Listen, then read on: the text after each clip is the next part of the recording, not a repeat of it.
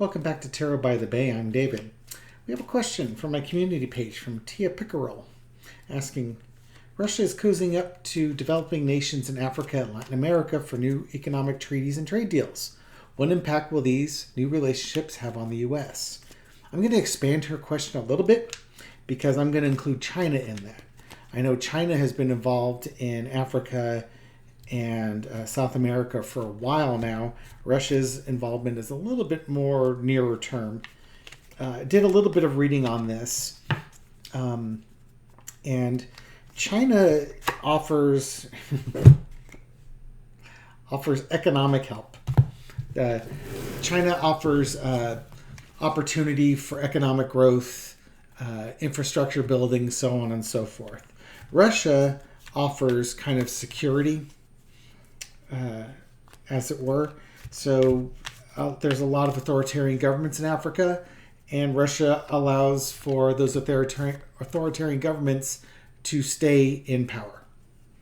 China allows for prosperity of the people in charge of the government and the wealthy people, because in those countries, the African and South American countries, because they'll do public works type things, and then the wealthy will continue to be wealthy.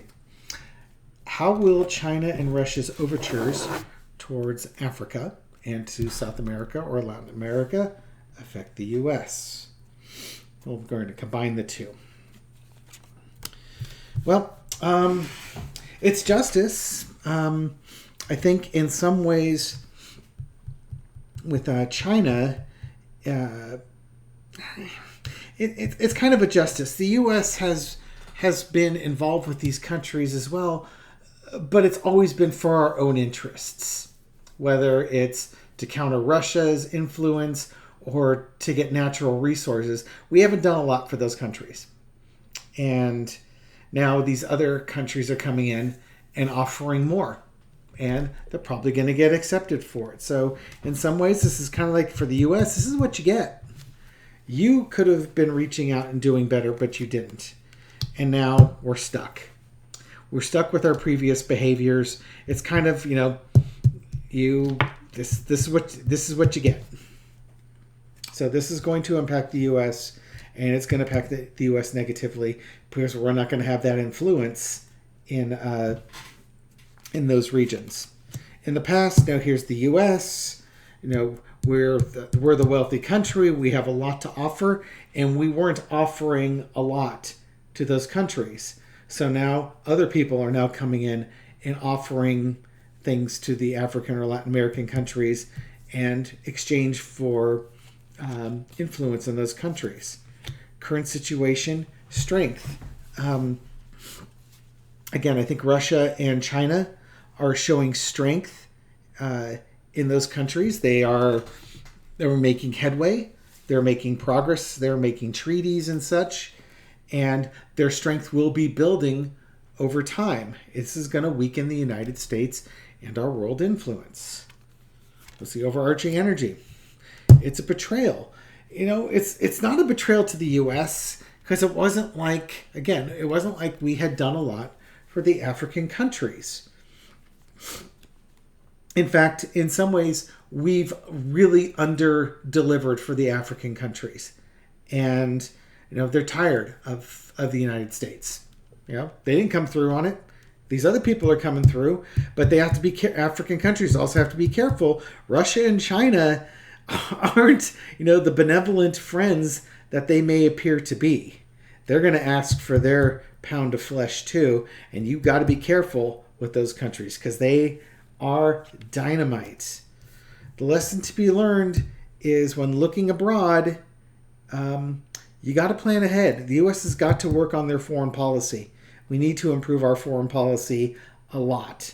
The State Department was gutted in the Trump administration, and we need to rebuild that. And we're going to have to start looking at the African countries and what we're going to do to address this issue, as well as the Latin American countries. The outcome is going to be the tower. Who's the tower going to be for? On the short term, I say it's going to be the U.S. Well, let's see if China and Russia are the tower or not. But underneath it, we have the Page of Cups. It's the new offer is going to Africa. But who's the Tower? Let's find out a little bit more about the Tower. What's going on? The World card. It's the end of the King of Pentacles. Okay. In some ways, I think this is going to be the end of some of the influence that the U.S. had, worldwide influence we had, especially in those regions. What makes you say that? You got the Ten of Swords, which is, it's the end of it. It's the world. It's for, the world influence, the U.S. being the world's policeman and the world's superpower. We're not the only superpower anymore. China's there. And the King of Pentacles, I was representing more as the United States. I mean, this could also be, this also could represent China or Russia as well. But I think in this reading, I'm going to have this be the United States. So for a while here, the outcome of these associations with Russia and China, with these countries, is the U.S.'s influence is going to be decreased. And China, especially China's influence, is going to be increased.